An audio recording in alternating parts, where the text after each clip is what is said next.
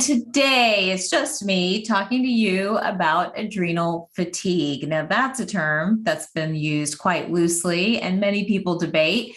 But if you haven't heard it before, adrenal fatigue is this idea that after rounds and rounds of stress and you busting and trying to beat up stress, the body crashes and it presents itself in so many different ways. Now, how many of you even know where the adrenal gland is? Well, the adrenal gland is this tiny little gland that sort of sits right there in your kidneys, but it actually produces hormones. That's right. It produces something called DHEA, and it's actually also instrumental in cortisol regulation, producing cortisol as well.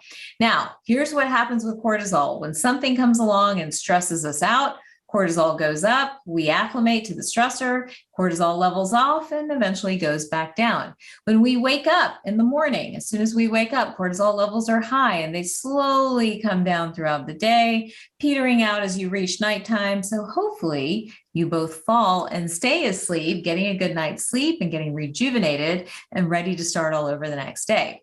Well, let's talk reality. That's not exactly what happens. What often happens instead is that we stay up late. We're trying to beat that cortisol sort of downward spike. We stay up all night trying to get things done. We're super stressed all day long. We eat a lot of food that doesn't really help our gut and help our hormones. And before you know it, you're in full out cortisol crisis where your adrenaline and your cortisol is flip-flopped. It's low in the morning, so you can't get out of bed. You are exhausted. You are tired, and it's impossible to get going in the morning. You crash in the afternoon, but wait, 6 or 7 o'clock, 8 o'clock rolls around, and you're wired and you're up all night. All of this, guys, are signs of adrenal fatigue. And as I've explained many times, we have different stages of adrenal fatigue. There's stage 1 when you're kind of stressed. Maybe you've gone through a round or 2 of stress and you're starting to feel a little anxious. You're getting some heart palps. You might have the afternoon crash, but you're okay in the morning. You're okay at night. And you're kind of sleeping through the night.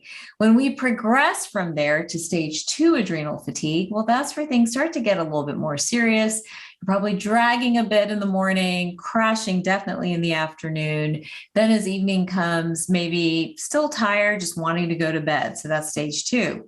But then when we hit stage 3, we start to see some of the good old-fashioned flip-flop of adrenal fatigue that keeps us wired and tired. Now, as night approaches, we're hyper, we're awake, we want to work all night. But the morning comes and we just want to sleep all day. Now, somewhere between stage 3 and stage 4, we start to see so many other signs and symptoms. We might see blood sugar levels destabilize. All of a sudden, we're getting super hungry and we have like high highs with blood sugar or low lows. We may start to gain weight. Anxiety becomes more pronounced or more severe. Leaky gut, or these ideas of an unstable gut alternating with constipation and diarrhea, becomes much more prominent. All of this contributing to us just not feeling like ourselves and having, quite honestly, full-fledged superwoman syndrome. Now, none of us want to be in adrenal fatigue, but most of us have already been there, and we want to be able to prevent it.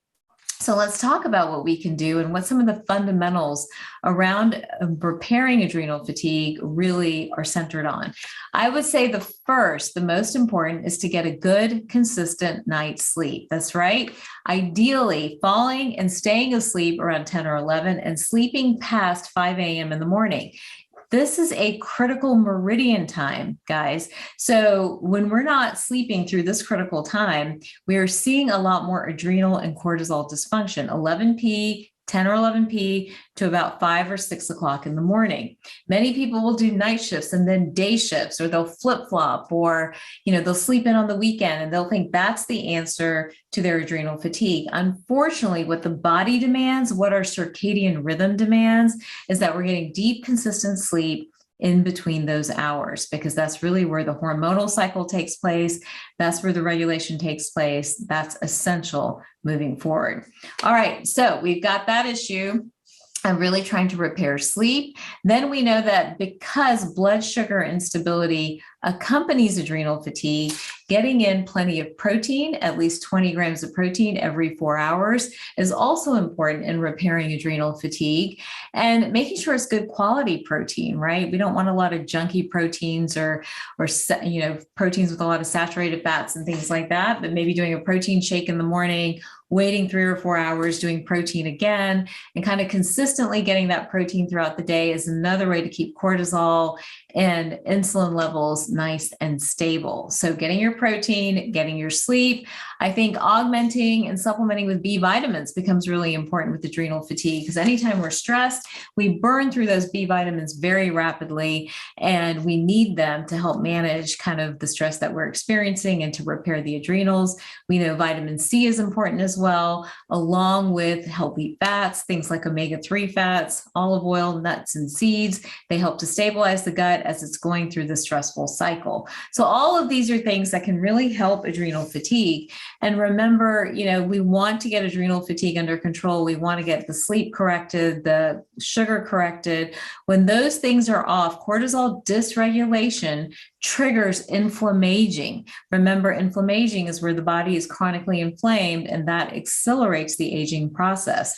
And cortisol is directly tied to that. Think about it. Have you ever seen like the presidents who go in and they're looking all youthful and young, and they come out 4 years later and they look severely aged, and then they take a few years off and all of a sudden they look young again? So there's such a testament to what stress and cortisol do to the aging process. They accelerate it. They move that cycle of inflammation, because high cortisol leads to high insulin, leads to more inflammation, it leads to acceleration of the aging process. So keep that in mind as you're thinking about this. This is not only about feeling good in the moment, it's also about feeling good long-term and keeping your health and wellness balanced all over and over again. So if you are suffering from adrenal fatigue, whether it's stage 1 or going all the way to stage 4 or 5, watching sugar, watching salt, watching alcohol, these are things that we definitely want to avoid, because we know they all impact blood sugar stability, they impact sleep, and they definitely impact sort of the cortisol variation and production throughout the day.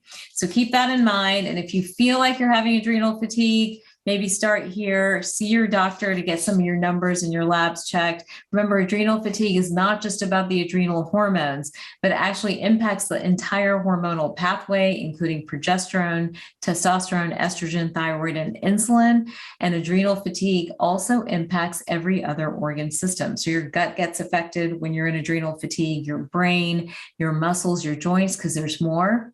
Guess the word, more inflammation. And that inflammation in turn becomes sort of the thing that drives all other symptoms, signs, and chronic disease processes.